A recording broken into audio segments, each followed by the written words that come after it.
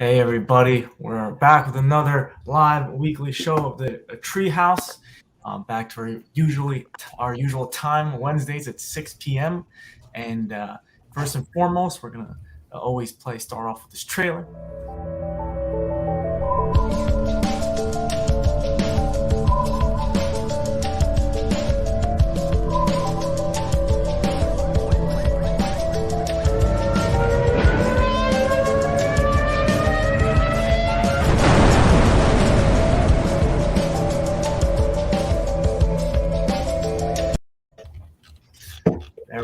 There we have it.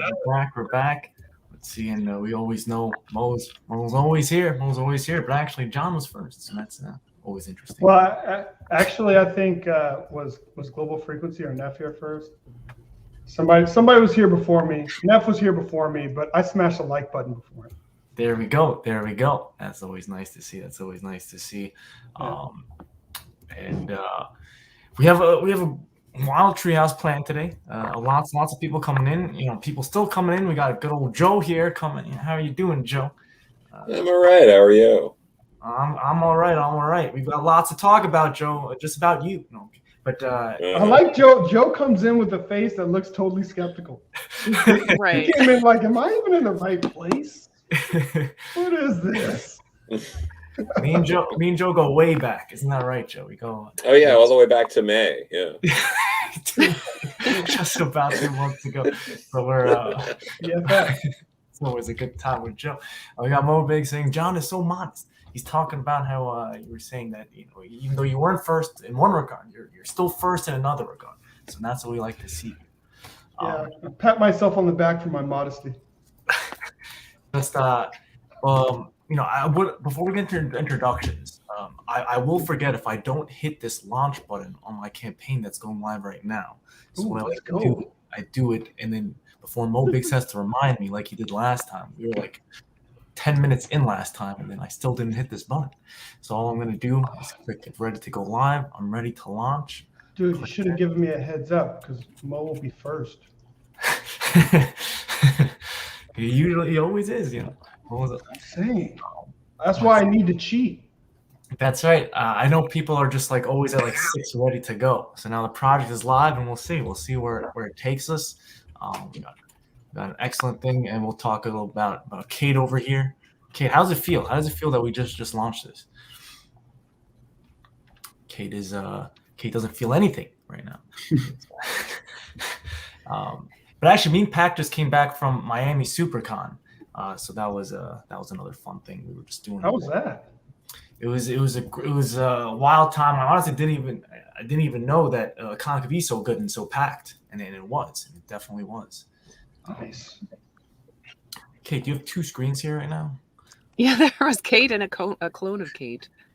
I just saw that. The second you said my name, it kicked me out. Okay. No worries. Let me Trying to read your pledges right now. No worries, and we got Mo always with the link. Oh yeah, it's up. That's right. Kate is in a stunned silence that you remembered to launch a campaign all on your own. That it is definitely true. It is definitely true. It's one of those things that we're definitely excited about to kind of see. It's our first all ages title, or my first all ages title on launch on Kickstarter. So we're going to try and see how it goes. And but first, introductions. Can we go in a circle and everybody can introduce themselves? One, or what their name is, and then maybe a little bit about who they are, like a quick sentence, and how you would introduce yourself to a stranger. On the street, on a first date, anything like that. What was the first thing you would say? Short and sweet, but people get to still know you. Laurie, we'll start with you. See, I had something ready, and then you were like you talk to a stranger, and I was like, oh shit, that might be different. I don't know. Now I'm overthinking it. I'm Laurie Foster. I'm a comic inker. I'm an editor, and I own a comic publishing company called Unlikely Heroes Studios, and we make all kinds of cool books. Who is an unlikely unlikely? Who's the unlikely hero in that name? Is it you, Laurie? I mean, it's us. It's everybody. It's the characters of our books. I feel like it can apply to globally, right? Okay. I like that. John, how are you doing, John? Dude, I'm trying to multitask, man. I just pledged, and I'm a little bit salty because I ended up being like fourth. It's there are people who are just like, who are just waiting at 6. So I can't multitask. I can't even tell you my name and try to type at the same time. All right, we'll come back. We'll come back to John. Yeah. Joe, how are you doing? Can you? And people have been talking about you, Joe. I'll have you know, the people in Miami were talking about you, Joe. You get around, Joe. I know that for a fact. But Dean here, from our friend from our land down under, is saying, "Who talks to strangers?" Then he's saying, "To a stranger is probably something like, why are you talking to me? Get away." I will have you say that Pac knows I talked to plenty of strangers this past week in Miami. All the time. That was always fun. Sometimes the mixed reactions. Joe knows about my mixed reactions to people. He feels them on a basis sometimes. For sure. How are you doing, Joe? How would you introduce yourself? I'm all right. Well, I'm Joe Corallo, and if I was introducing myself to a stranger, I'd say I'm Joe Corallo. So. Oh, that's people. Joe's that famous. He just has to say his name. People. I will say that I met Joe through Pat Shand, and I've never been the same since. That happens. You can't walk into the same river twice either. That's just life. And actually, I just got Pat Shand to give a blurb to this project that we will read later. Don't you worry, Joe. And Pat's got opinions, so that's nice that he gave you a blurb.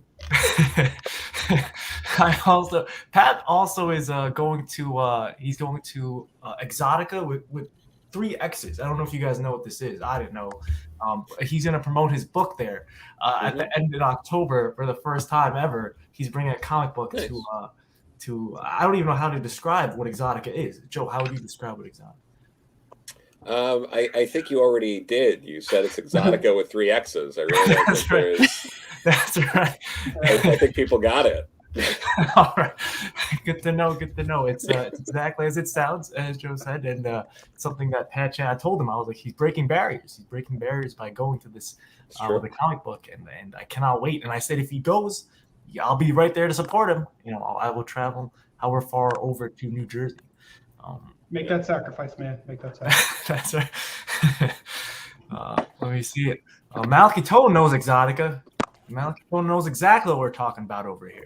Let me see here.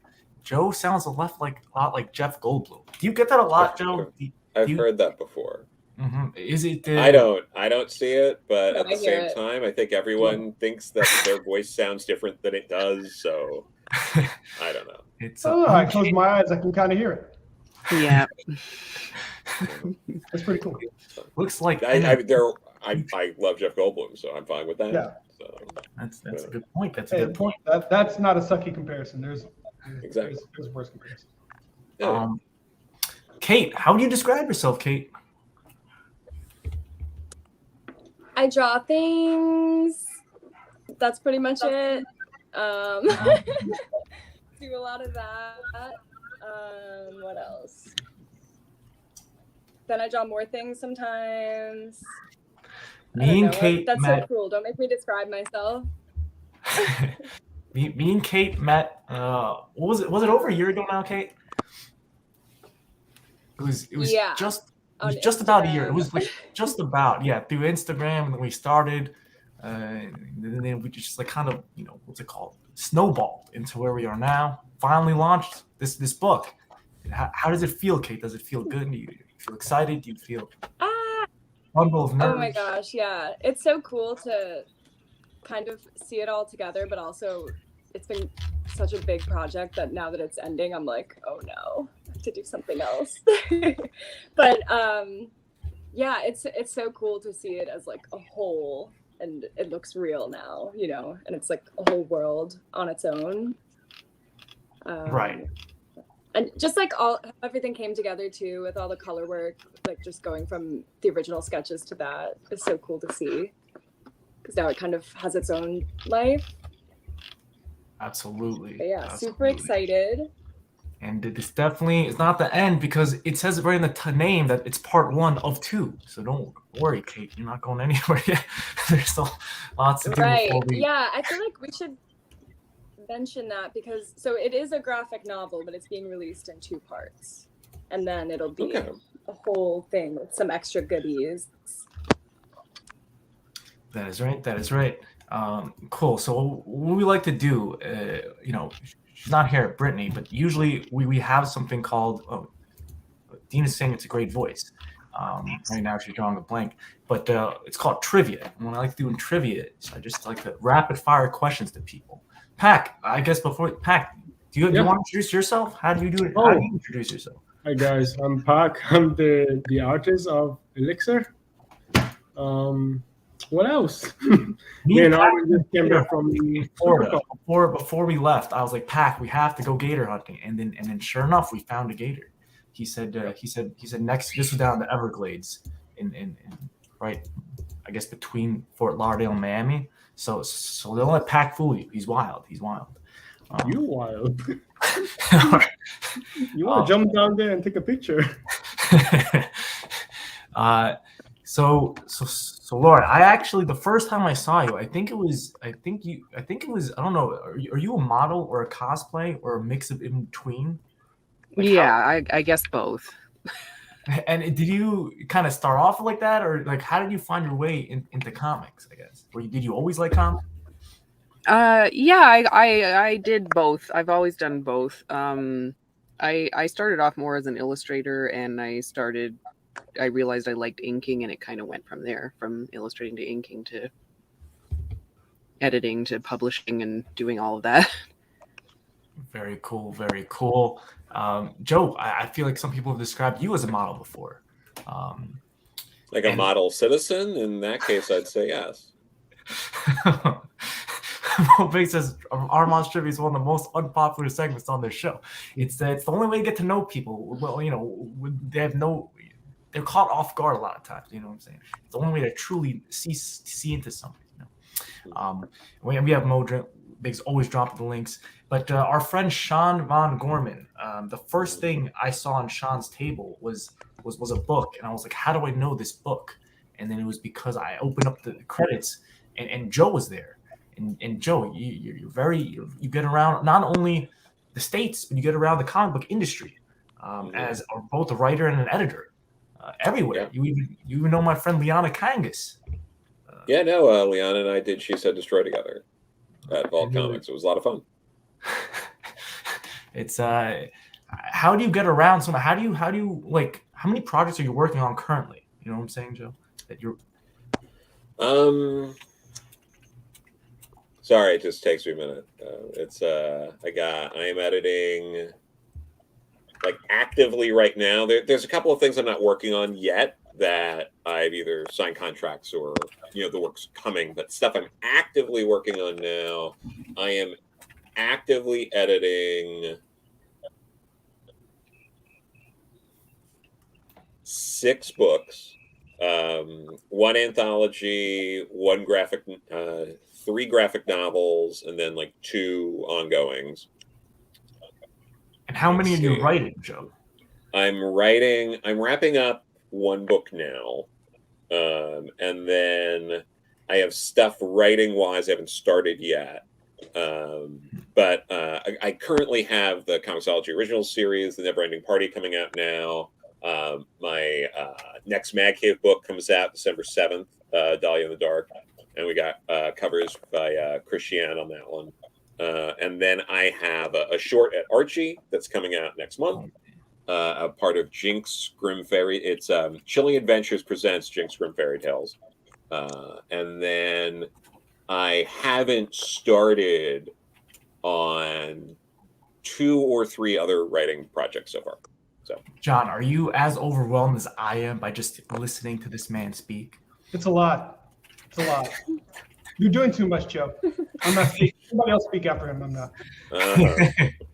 I do want to bring up the some of Laurie's, I guess, cosplays. I'm not entirely sure what to call them, but it was this one. Walk us through what's happening here, Laurie. I'm Korra, in case you're not familiar with Avatar Korra. Waterbending.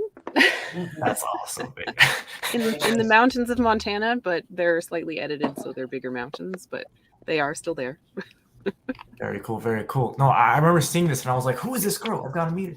And then now, now we're finally meeting. So it's great.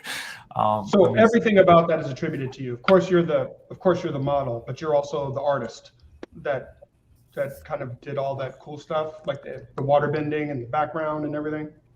My husband actually did the editing on the photo. Okay, it looks really cool. Thank you. Yeah.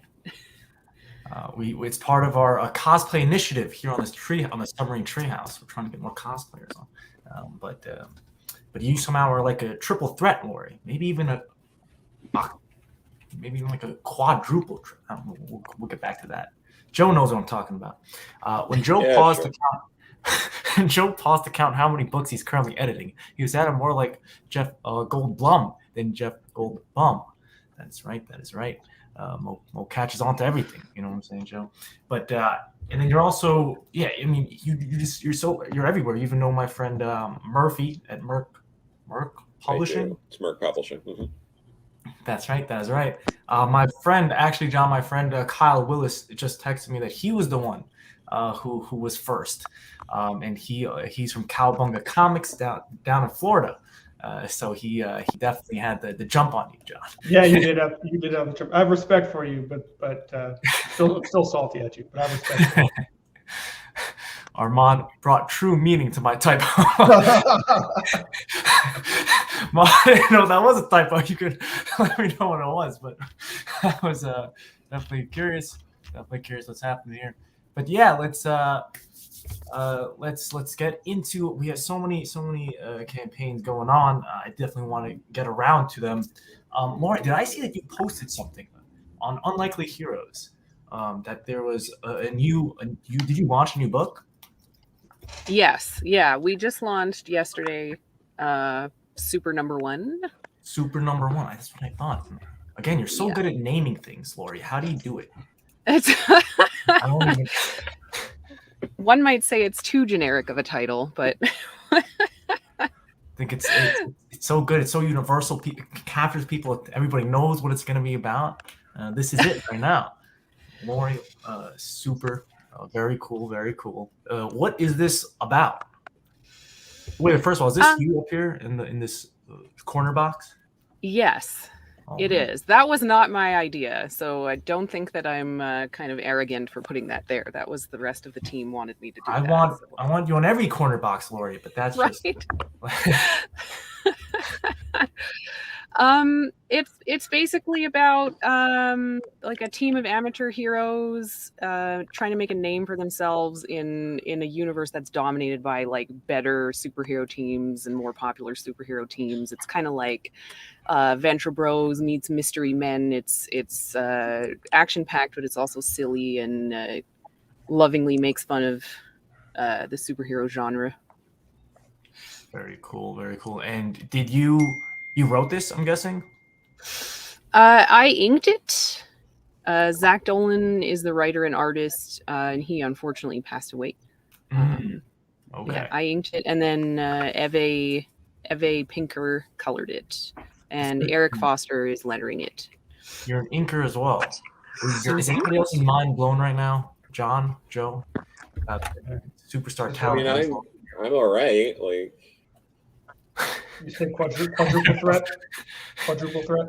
That's right, the quadruple threat there. And what inspired this? So Zach Dolan is, I guess you can kind of hopefully speak for Zach Dolan. Like, who came up with this idea that you wanted to make fun of superheroes, kind of like The Boys and I guess all these other ones? Invincible. Right. He kind of came up with the idea. He wanted something that lovingly made fun of it, but also paid tribute to it, and was, better than the superhero stuff that was out at the time. It's better than the big two. We like to claim anyway. Just more action, more better art, more shit going on. Lots of nerdy references and Easter eggs in there as well. So That's always my favorite, finding those Easter eggs. I know that's for sure. John, did we ever introduce you? Did we ever get like I a thought I deep didn't dive? need an introduction. Oh no, we need a deep dive, John. We need some probing questions here. And I don't, yes, who is John? Well, since I get to introduce myself, I'll do it like the Hulk. I'll do it in third person. John is a writer. John has spent time in a previous life editing and writing comics, and now John works independently on comics. So John has about 20 plus indie books that he's published. amazing. And worked on a number of image books as an editor. So you're going toe to toe with Joe here. You know what I'm saying? You're going. Nah, Joe's got way too much going on. It's not a competition. What are we? It's always a competition. No, I'm kidding. Okay, we're all in the treehouse. It's a safe place. It's a safe place in the treehouse. Safe space. Until Armand says it isn't. Sure. Now fight. Yeah, then suddenly it's the Thunderdome. Exactly. But bring it up at a perfect time, Jonathan. First of all, where is everybody from? I'm from New York.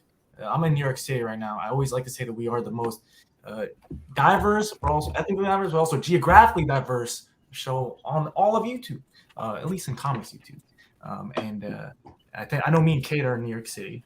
Where are you from, Laurie? I'm from Canada, Montreal originally, but I'm in Montana currently. Montana. Okay, Yellowstone. And why are you gonna move back to Canada? Yeah. Are you gonna get out of here or what? It's definitely a consideration, especially with the current climate here. But it does cost more to live in Canada. So okay. When was the last time you were back there? How long ago? ooh, 3-4 years ago. Okay. But basically before COVID. Yeah. Very cool. Do you know my friend Corey Hardiman of Sister Mercy fame? Familiar, but I don't know Canada's personally. a big country. Don't worry. That's why. Yes. He's one. There's a lot of people in Montreal. A fellow Canadian, but he's the only other Canadian I know. I bet Joe knows a bunch more Canadians than I do. But that's because Joe really gets. Let me see here. So we have. I actually do have John's thing pulled up here. What does that mean? Oh, what? Oh, wait, John. Where are you from, John? Did we get where you're from? Originally from Los Angeles, and my family and I now live in Houston. Very cool, very cool. Yes, I have your thing pulled up here. So let's jump into the Magna and the Posse. I saw you on Neff show, I believe was how I met you. Or did we meet some other way, John? It goes on B Rose's show. B Rose's show. Oh, that's a name that we don't hear enough in these parts. Yeah. Did I just incite a riot by saying that? Well, Big, not even the trios can keep B Rose safe from the perils of heart disease and diabetes. Pac knows every Canadian, but he doesn't like to brag. That is true. Pac that knows a lot of Canadians. The lore of B Rose is so far-reaching that it's also so extensive and deep that to newcomers like Joe and Laurie, we don't want to overwhelm them with such deep. It's a lot of lore. There's a lot of myth and a lot of lore that surrounds B Rose, and you just never know. You just never know. That's right. And every now and then, people don't even know if he's real or not, but every now and then he will pop into the chat to make. He is real. I'm going to see him this weekend at Comixpalooza, which is a big show here in Houston. I was about to ask if he was a cryptid with the way you guys are talking about him. You might be. You might, depending on the chat that shows up. He may not be able to come out during the day. So, I mean, it's possible. But where was this thing? I just had it pulled up here. And it is Magna and the Posse. You did something interesting. I don't know if it was smart. And I don't know either. What is your take on, because you did 3 graphic novels in one, We had a friend in a few weeks ago. His name was AJ, and he did kind of the same thing on Kickstarter. What was your experience with this? Do you like it? Do you not like I'm it? not sure I would recommend it. Mhm. It's confusing for folks because it's two different properties, two new graphic novels, one for Magna, which is Magna, The Last Pantheon, and it's concluding a story arc that I started in volume 1. And the second one is The Posse, which is a new story arc. You can get 3 graphic novels because you can get the first volume of Magna as well. The challenge is, I can't just put, given the word constraint, I can't just put the names of the campaign. So it's like Magna and The Posse. Is that a hero book? I mean, people, so it's like, it's not the name of the book of either of the 3 books. There's Magna, The Last Pantheon, volumes 1 and 2, and then there's The Posse Fugitives, volume 1. So in retrospect, I would learn from me, and I wouldn't do this. It's probably best just to keep your campaigns just individual. I was trying to save on time just because campaigns take so much effort, but it becomes such a problem when it comes to education because like people can't just look at the name and just know what it is. They're like, Right. What do you mean 3 graphic novels? What's going on? Is this the same universe? Is this so it becomes problematic. I agree, and it's even just when you're spacing it. I guess 2 of them being mounted does help, but like even spacing it, like just scrolling, like when the page breaks, it's like there's just so much happening on the page. Yeah. But Try to condense it as much as possible. But yeah, it's not ideal. In terms of the story, writing comics, it's my first love. It's the first medium that I loved. I probably wouldn't have even been reading as a kid if it weren't for comics.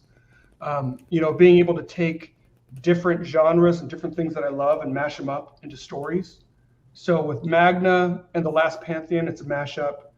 It's a little bit of a period piece. It happens during World War II, but you get more of a flavor of what was happening in Norway at the time. Because I mean, we're all very familiar, especially here in the U.S. We're very familiar with kind of the U.S. conflict with Japan. We know about the U.S. and we think of Normandy. We think of all these different epic battles, but we don't really kind of take into consideration what was happening to the rest of the world because the impact that Germany and Italy and Japan were having, it was worldwide. So you have kind of a slice of what's happening on in Norway, and it plays into the story as a young woman is discovering. She goes from the States to Finland as she's starting to go on a journey of self-discovery, and she finds herself in league with a last of the kind of hodgepodge of pantheon members from Egyptian, Norse, Greek, Chinese myth, and they're all fighting for their survival. And then she finds herself entwined in the midst of their struggle. So it's really a self-discovery story. It's kind of a becoming story for her. And then you get to understand why she's in the midst of the struggle and kind of why she's the linchpin, for however this outcome is going to be. And then the first time I saw this, I'm curious, the Magna, like, did you ever think people are going to confuse it with manga? Because that's what I initially saw, and my first thing whenever I hear Magna or anything weeb related is I have to go to Mo Biggs and ask him if it's okay for me to read. The challenge is this is more. I mean, this is more of a play on Magni and Modi. So I mean, this is a much different play. I mean, the name wasn't. It just I couldn't forsake the name because it hit right where I needed it to be, and it just like sometimes names are descriptive. I mean, it tells you something about her. It tells you something very important about her. How she was named. So the naming convention, even though it's close to manga, wasn't something that I could avoid. So that's also, I guess, part of the challenge. It's part of the kind of the education, so to speak, for the reader. Right. And then the Posse story, it's in the same universe. So I've been building a universe. Those of you that have backed Black Tiger, that this all takes place in the same universe. And this is much more of a rural, much more of like an urban story. It's my version of New York called the Decapolis, which has 10 boroughs instead of 5. And it's really, if those of you that love Heroes for Hire, you know, any kind of New York style, you know, gangster, throw in some mutants, you know, you'll have a fun time with that story. I believe it. I believe it. And we have Mo Biggs here saying the main difference between manga and manga is reading manga won't turn you into a degenerate. That is right. That is right. Thanks, Mo. So Mo is against anything. I am the degenerate. Mo is against anything weeb related, and weeb related he considers anything anime, anything manga, anything like that. You know what I'm saying? Any cartoon that can that technically even like looks at certain, you know what I'm saying, looks a little weird. He's like, no. If you were born in the 90s, you can get away with DBZ and some nostalgia for Pokemon. Anything more will get you timed out. If you weren't born in the 90s, you've got nothing. That's right. That's right. You have no excuse unless you're born in the 90s. You know, I agree with that statement. I just went to a con actually, and a lot of people like, you know, were dressed up as Dragon Ball, Pokemon, a lot of fan art like that. Laurie, do you actually do you go to cons a lot? Do you cosplay at cons a lot? I was starting to before COVID. I haven't recently, but I'm hoping to get back into that. Okay, okay. Yeah. What's your favorite thing to cosplay as? Well, currently I have a cosplay of Blitz, which is the main character from Super. So I've been doing that a lot because she's shiny and gold, and it gets people into our book. And I am about to do my first cosplay next month, and it's going to be the main character of my book as well, my PAX book, Elixir. And I'm going to put on the red hair. And my friend Kiwi's gonna help me, and yeah, I'm excited. I'm excited to see it. Joe, do you think I'll look good in cosplay? I don't know. I don't want to be on the record one way or the other. Awesome. Joe's covering all his bases. He's a smart guy. He wants to remain very neutral about all topics. Mo Big saying I'm tough, burr fair. That's true. That is true. Yes, tough, and everybody agrees. Mo is tough but fair, and I like to say, you know, Mo is fair and fair is tough. So people don't understand how tough fair can actually be. But yeah, I was trying to find another cosplay of you, but Laurie, but I don't know if I'll find it. But because you just do so many. I think it was one where I think you looked like the girl from like Lord of the Rings. I think you were like an elf or something. I don't remember if you recall this. Could have been. Oh, that might be way back. It's been a little while for that one. Yeah. that was my favorite one. Let me see here. Bobby's always throwing some links down. He actually threw everybody's links in there, and he will find you if you exist online. That's the beauty of Mo. And he's saying sign up for Elixir One mailing list. It is coming on to go.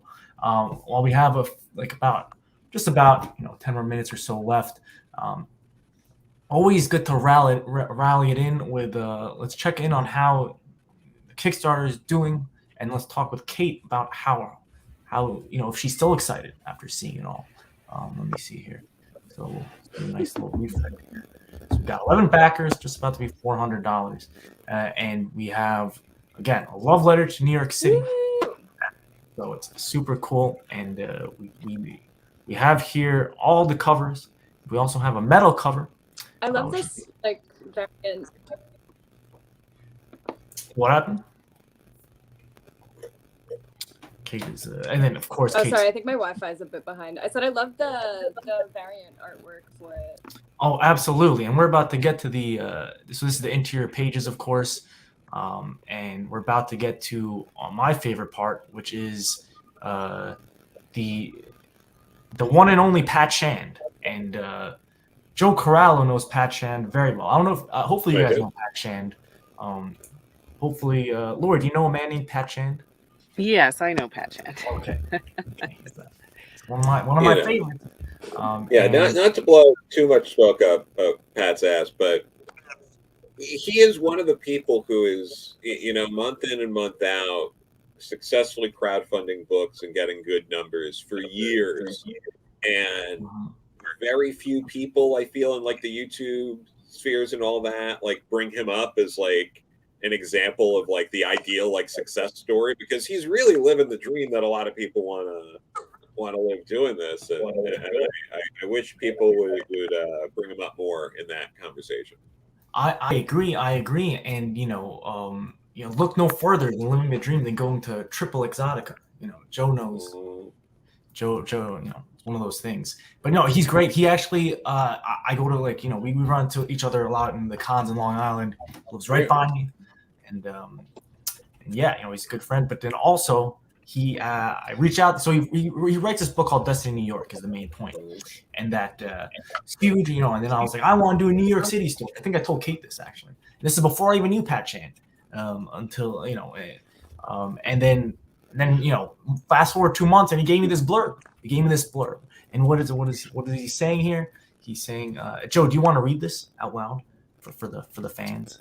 In the Goldblum voice. I'm a strong new voice in comics. Pairs with art team Kate and is that Elohim? How am I butchering that? That okay. For a feverish fairy tale turning New York City into a Miyazaki-esque dream that threatens at every page turn to become a nightmare. That is right. And how nice was that? You know what I'm saying? If that's that's the blurb of a lifetime right there from the man himself. And now, Joe, can you do it in Pat Chan's voice? No. Okay.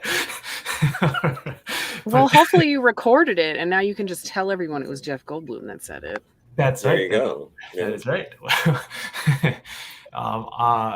We will definitely clip that. But yeah, it's one of those things where I actually had to look up who Miyazaki was. And does anybody else know? Does anybody else know who he is besides Kate here? Wait, how old are you? What are you talking about? I have this right next to me. I'm yeah, like I've got the I've got this right here like that. If you give me 5 seconds. Yeah, he is. Yeah, I don't like saying it on stream, but I am 25 years old. So it doesn't give. That's no excuse. Princess Mononoke just turned 25, I believe, like the other day. But what I will say is, but I'm younger than you. I do know that. Okay, so he has no excuse then. I really have no excuse.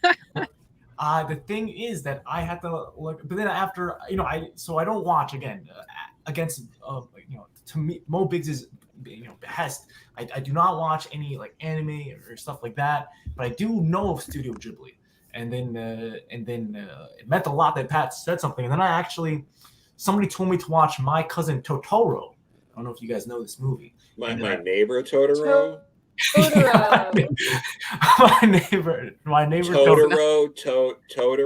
Yeah. Totoro. That's right. Yeah, Totoro. Not Totoro. So I had to finally see this after a girl at SuperCon told me I had to see it, and then Mo Big said he gave me the go ahead 2 days ago live on Neff's show, and then I said all right, I'll do it, and then I did it, and then now then like the day after Pat Chan told me this thing, and then I'm like, oh man, now it's all like coming together, the Miyazaki-esque dream like. So have you not seen Spirited Away? Right? Not yet, but it's on my to-do list, Joe. I'll have you know. Honestly, like we're giving you a that's not even Weavery, dude. That's just. I just want to say that Mo Big says it's actually to Arbon's credit that he got the title.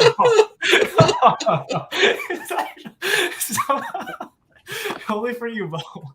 But I will. Was it that good, Kate? You're saying that it was. Everyone here is just gonna leave until you watch it. I feel like I will. We got to give you some time. I will try to watch it over the weekend, most likely. But I'm excited. My cousin Totoro is not bad. No, my neighbor. It's My Cousin Vinny. That's the real classic, and then it just keeps on. They're different genres.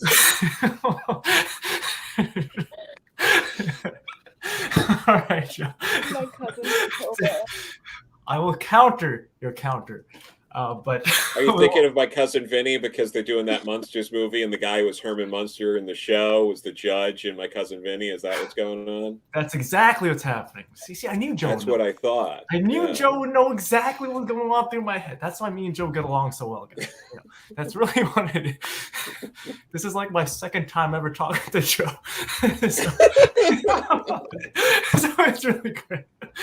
But D Vanilla Vase said Kate showed me Spirited Away and I fell asleep. So I said, is this true, Kate? So you've had multiple experiences before where it just has not. I don't know who that is. It's kind of weird. We'll Bird go. has not what? Classmo Biggs is saying we will not let Boy Rose boycott stop the success of Rush New York City. As Joe will tell you, life finds a way. Yeah. I guess so. I guess it really I do does. say that, yeah.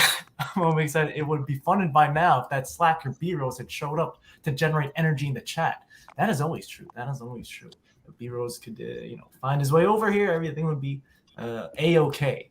But that was basically, nice Pat Shan quote. And it will also end it with showing guest star artist who's over here. And we had fun choosing this because she was originally from New York City. And then now she moved out just a few years ago to Florida, just near Orlando, I believe. And then she has a lot of Brooklyn photos. She claimed she was a Brooklyn hipster back then. And then, she was the perfect one to do what I would call a New York City, to really get into the feet mood of New York City, an exclusive metal art print for this Kickstarter. And my favorite part is that she included a Rush New York City necklace here, and it encapsulates New York City perfectly well, I think. Kate, when you saw this, what was the first word or thought that came in your head? I love, I feel like it's even more fantastic, it feels more psychedelic, I guess, because my drawings are very structured and this one feels very, I don't know. I love all the movement and the giant clock. I think is so cool. Yes. Yeah, you sent it to me today, I think, and I opened it and I was like, "Oh my gosh, it looks so cool." I love too that it's like the similar colors, but it feels completely different at the same time. What are you thinking, Joe? What are you thinking? No, Joe? what I'm thinking is I was gonna wait till you were finished because nothing against this artist at all. I think this is a great piece. The thing that I was clinging onto there was you're describing her as if it's impossible to find an artist who lived in New York. It was like we were so lucky to find someone who knew how to do art in New York City. It's like. No, it's a very good piece, but I will say though that finding somebody that I was friends with, Joe, that is an artist in New York City, that is the trouble. You know what I'm saying? Well, that's really going to narrow it down. Definitely. But then I learned about Kayla much after I met her that she was from New York City, so it was a perfect thing. When I learned that, I was like, we got to do this. And then this is what happened. It was great. It was great. And we have somebody here saying something that I like the train, makes kind of a heart, very cute and cool. That is true. Here's a question for Laurie and John. Have you ever been to New York City? Yes. No. And to the person who said yes, which was John, how did you like it? It's different. I mean, I was born in California. Could you the tone? So, I think what the funny thing, the first thing that I noticed, and I'm much older than you guys. So when I first went to New York, it was much dirtier, So, I mean, the first thing I noticed about New York was it was very aromatic. It was a very aromatic place. And it's a different culture since you're always walking. So it's I felt like I was being assaulted. You know what I mean? Just by stuff, smells, everything was just all in my face. And people are just kind of zipping around. I'm like, You know. Yeah, it's just a different culture. I'm sure if I lived there, I'd get more used to it. But I've never lived in a place. I guess there's no place like New York. You know, I appreciate it, but nah. That's Well, I feel like the why first Bill never left. the first Ninja Turtles movie really covers it pretty well, I think. Yeah. And Laurie, is there a reason you have not visited as of yet? And do you have any plans to visit? I would like to. Yeah, no real reason aside from finances. But yeah, I would love to. Yeah. Montreal is kind of like probably a microcosm of New York City. I don't think it's similar, but I think it's like maybe similar on a really small level just because it's a big city with a lot of diverse people in it, but I think it's still going to be very different. So, I'm curious about it. Yeah, gotta come over, and at the very least, if you know, I'd be curious because we're trying to bring New York City to more people, and that's what this comic book's about. It's about trying to, kind of like once again, I'm going to show my age. I grew up when every comic was in New York. Oh, so comics bringing New York City to people for you young folks is maybe something new, but like the whole Marvel universe was in New York. When that's I right, was a Peter kid. Parker. That is right. The whole Marvel universe was there, and you know, Metropolis was just We got Gotham New York. too. You know, so it's like I was actually excited to see other parts of the world being brought to the fore. Just being real. Which leads to the next question. The Vanilla Face says, "What's the next city or neighborhood you're going to write a love letter to?" That's a good. Kate, do you have any thoughts? Kate's gonna say Brooklyn, and then we're gonna kick her. On every comic ever taking place in New York. Yeah, it's tough. It's tough. Joe, where did you grow up? Did you grow up on Long I grew Island? up on Long Island. Yeah, Long Island. Yeah. Okay. Yeah. Have you ever lived or moved into the city, Joe? Yeah, I've lived in Queens before. Yeah. In Queens. All right. All right. We got Mo Big saying Pac has not moved or said a word in the entire 44 minutes of the stream. A few words. Yet, as always, he steals the show. You know, my first job in comics, it was in LA in the Miracle Mile district, but everybody except for me and one editor were all from New York. Michael Davis, who was one of the founders of Milestone, took all of his dudes, his studio, to California, you know, with Motown. So I mean, it's like New York always has been comics. I've met Michael Davis before, and I know people who are very good friends with Michael despite everything. So well, that's, you know what, that's not easy. Yeah, that's not easy. You know, I mean, he's a very eccentric guy. Let's go with that. Yeah, we'll go with that. So I mean, we need a whole show to talk about Mike. Yeah, I've met Mike before, I love the guy. and he's very different. Did you ever watch? There was like the Robert Kirkman like presents comic stuff. He was doing it like AMC, and he did like a whole special on Milestone. Did you watch that? Oh my gosh. It's incredible because like they're interviewing like Michael Davis for a bunch of it, and then like he's like disappears for the last like 10 or so minutes when they start talking about Milestone getting back together. Oh my gosh, dude. And they just kind of like act like he didn't happen for like the last like 10 minutes. It's insane. It's also worth it because they use, you know, footage from interviews of you know, Dwayne talking about what happened with Static when you know, the condom on the cover, and how like after that things went south for Milestone, and DC was pulling out a lot of the support. And after they do all this stuff and they show all these like, you know, clips of Dwayne and I think Dennis Cowan and some other people talking about it, it just cuts to Paul Levitz being like, I think I remember something about a cover. I don't know. Like it's wild. And I love Paul. I know for our Paul. younger crowd, you guys don't know who Paul Levitz is, right? Yeah. Hi.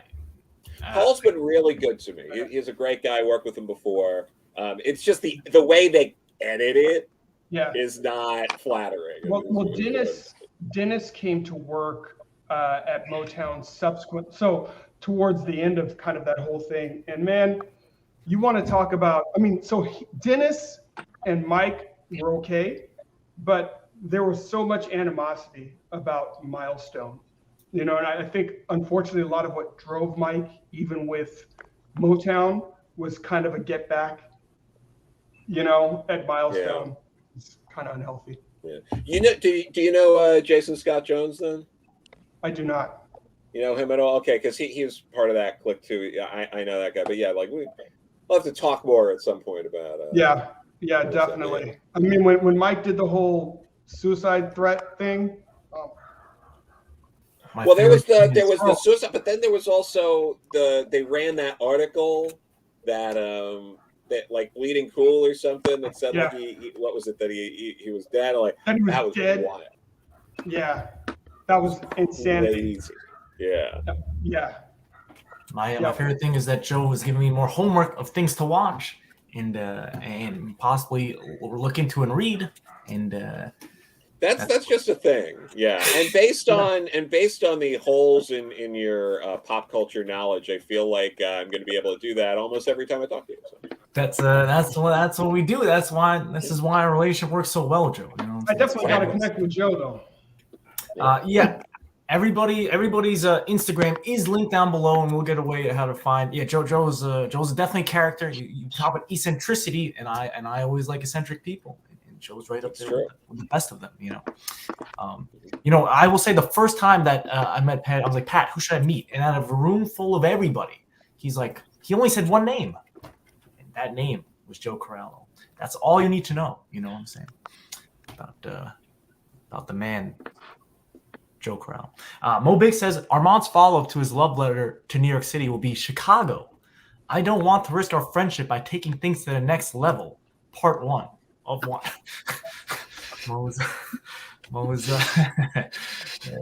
that's true. That's true. Chicago. Yeah. Nobody here lives in Chicago, right? Just double check. I mean, people live in Chicago. There would be. It happens, right? Yeah. I'll be at C2E2, so I'm going to be there pretty soon. Oh, nice. And I'm not going to be one of those annoying guys that comes there from New York or somewhere else and goes like, I need to get a deep dish while I'm here, and like other annoying stuff like that. But you will. I think that's literally the only thing I've ever heard about Chicago is people immediately talk about pizza. Different. They do hot dogs different. Oh, really? And then, you want to get a Chicago dog at some point. God, what else? I'm sure there's something. You could binge watch the short-lived sitcom The Loop about people living in Chicago and working in the Loop, and there's that. Geez. They filmed a bunch of stuff from the first Child's Play movie there. Okay. That's something. So you got that going for you. There's something else in Chicago. It's like there's beaches, kinda, because there's the Great Lakes, and that's weird to me, but whatever. Well, isn't Gotham supposed to be Chicago? Kinda, yeah. Kind of like it depends. Like, yeah, it's like an amalgamation of like York. Chicago and other like Midwesterns. But then they've also done that. Like it depends, especially when you're talking like pre-crisis. It's all a mess. It's like it's New York until it's Chicago until it's another place. That's true. So yeah, Kate, it's kind of a mix. But I know, Metropolis for sure is New York. All I know of Chicago is this thing right here. Joe knows this is called the Bean, and this is this is a younger me over here, and this is me trying to lift the bean. That's right. That is right. I feel like you were just doing that for the picture. And Armand, you're looking a little bit yoked there, dude. You're looking kind of yoked. You still have those yokes? I hope so. I certainly hope so. You're wearing. Looks like you're wearing the same shirt. Why don't you show us what you? Oh, I actually am wearing the same shirt. That was not entirely at all. Oh, there we go. Gun show. Different. different pants though, but the same shirt. That's hilarious. And totally unprompted because who knew we'd be talking about Chicago today? Joe had no idea. That's cool. No. Chi-Town. No one calls it that, right? That's not a thing. I've never heard of that, but we'll say what is what's the I'm blanking on that like fast food restaurant in the Chicago area. What is it, like it starts with a P? Pizza Hut? No, not that. Sure. Fast food. I always think You're of so confident in that answer. You think of like White Castle. Portillo's. Oh, That's what I was thinking. Portillo's. Portillo's is good. Then if you go a little, you keep going west there. I spent some time in like Iowa. You got those like the Culver's Butter Burgers. Oh yeah. Over there with you get the frozen custard, which is different from ice cream.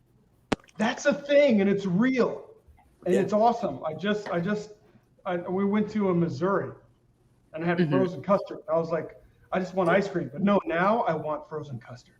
Yeah, it's a thing, and it's real. Yeah, absolutely. Just saying. Very cool, very cool. Let's end off on that. Well, that was an hour. It went super fast. It always goes fast. Yeah, that was so much fun, isn't that right, Joe? Joe knows. No, it is. I'm trying to think if there's anything else about Chicago. I don't know. I'm sure there's something there. Oh, Challengers is a great comic shop in Chicago, and I did a signing there once with Liana, and it was great. And the owners were lovely. And if people are out in Chicago or find themselves there, they should buy comics over at Challenger. There we go. I actually did find not the one I was looking for, Laurie, but I found a very cool one. Do you still do a lot of cosplay stuff? Like maybe we can get. Do you still do like cosplay covers? Yes. Yeah. I just did one recently for Raina the Bastard Queen that was kickstarted last month, I think. Very cool. And let me see here. Who's this? SDCC print exclusive. That was just like a Valkyrie character that I created. Actually, it's no one specific. Oh man. That's right. I'm gonna have to get you on a cover soon because what was it? Like I'm sure you know my friend Cara Nicole. Do you know her? She does a lot of these cosplay covers, and she just does a lot. Yeah. See her everywhere on Kickstarter. Let's go around and say where people can find you, what you're working on. Any last thoughts? You know what I'm saying? We'll start with you, Laurie. Me again. Okay. You can find us at uhstudios.com. Any current Kickstarter we have is uhstudios.com/kickit. That's an easy way to find whatever campaign we're running right now because we're usually running one monthly. A new one. Super is, of course, our current campaign. Next month, we're actually going to be doing a campaign for a D&D campaign book called The Sundering, so stay tuned for that. I'm very excited about that. We're doing that with Hannibal Tampou and Damien Poitier. And stay tuned for more modeling and inking and all that from me. It's LAF Inker or LAF Model on Twitter and Instagram. Cool. It should be pretty easy to find on Facebook. All that. You said LAF Inker? Yes. All right. Is your middle name Anne? It's supposed to be a hyphenate, it's supposed to be Lorianne with a dash, but I just don't use it. Oh, I just took a wild guess, but right. I guess we just followed you. There we go. Thank you. LAF, and it's awesome that you're running one a month on a Kickstarter. I am too, actually, for this year. Have you always been doing this, like for the past few years, or just this year? About the last 8 months. Okay. I just started 6 months ago, and we're going strong. So it's very cool to know that there's other people doing it. It's inspiring. And we have to keep in touch for it, to keep each other accountable, to keep pushing. Awesome. Yes. John, how can people find you? You can find me at Beyond Time INC on Insta, on Twitter, on YouTube as well. I'd started doing kind of a series on kind of a how-to for comics. I'm picking that back up. I love books. I'm making books. I love backing books. Not just what is that? Not just a client, but I'm blowing up whatever that's supposed to be. But I'm You're a fan. You're a fan. yeah, I'm a big time fan. So it's great to be on the panel with all you guys. Thank you. Joe, Yeah. is your name Joseph? Can I call you Joseph? You can, I guess, whatever. It's fine. Yeah, I go by Joe Corallo on Twitter, so it's at Joe Corallo there. Instagram, which I believe you said is down there below, is at Corallo Joe.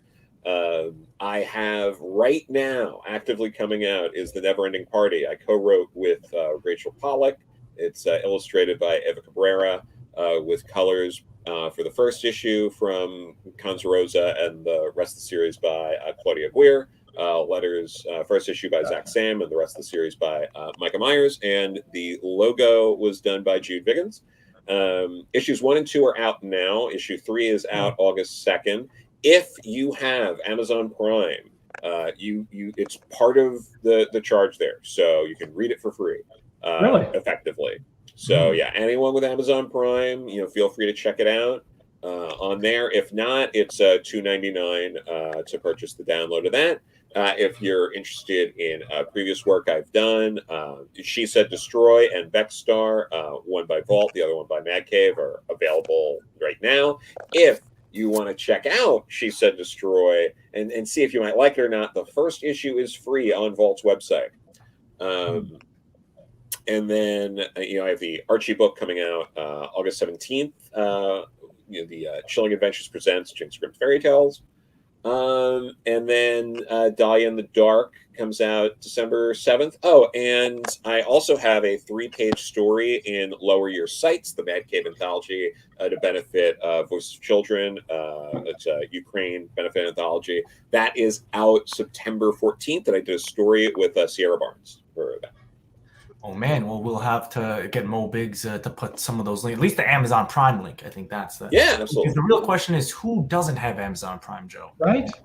I'm all over Right? that. I can't wait until we're about 3 years from Amazon being outsourced as the primary method of law enforcement in the country. So that's gonna be fun. Yeah, I'm down to see what happens next as well. We've seen that movie, Armand. I've read Judge Dredd. I know what happened. iRobot by Will Smith. I was going to say, are you sure Armand's seen the movie? Because it seems like he's missing some. That's true. That's true. Good call, Laurie. Kate, how can people find you? Wait, before we get there, Joe, can you tell people to subscribe to the channel? Because they don't listen to me, Joe, but maybe they'll listen to you. I mean, if you're already here, subscribe. Why not? Like, you already went through all this. Why don't you subscribe so you can go through it again soon? That's right. That is right. We do it every week. It's a weekly show. It's always a good time here. Kate, where can people find you? I am half blush, like not full blushing, but a half blush on Instagram, Twitter, Behance, most kinds of art websites. We just finished the big book Rush that just came out, so that was a big project for a little bit. I'm working on some animation stuff, some gig posters, and just playing around with a bunch of things, and always working on like 10 million things at once. Always. But yeah, always. mostly Instagram is my platform. Very cool. And Mo Biggs did not leave, and he said the never-ending party on Amazon. Did you doubt him, Joe? Did you doubt Mo Biggs? Never doubt Mo Biggs. I don't think I did. Just making always sure. Always bet on Biggs. Yeah, always bet on that. That's the best statement I've heard all show. Always bet on Biggs. Laurie, everybody's wondering what's happening with this lighting ring in the back. Like what is like? It looks so good, but like why is it behind you and not like? Well, I have one in front of me and one behind me. So because it's black behind me. If I didn't have one behind me, you probably wouldn't see that I had hair at all. I would look bald. Oh man! We need some light that comes. Laurie, you really thought this through, didn't you? It's right. That's She's a crazy. professional, man. She's a professional. Or I'm trapped in some basement somewhere. I mean, either one. You can't tell. Bro, she's not like you and I just sitting in front of some shutters. Yeah, that's right. I just have real sunlight behind me. Yeah. She's a professional. That's right. That is right. Oh man, do you do your own show, Laurie? Like this? Like I do, yeah. We have a UHS Presents every okay. Monday, actually. So every we Monday. also do Oh that. man, Yeah. guess who's gonna be tuning in? Maybe Mo can find that link and also get some subscribers. But thanks guys for coming on. It was very cool meeting all of you. I guess really just meeting you, Laurie, seeing you again, John, and Joe. I don't know what it is we do, but we do it. We do it well. So Sure.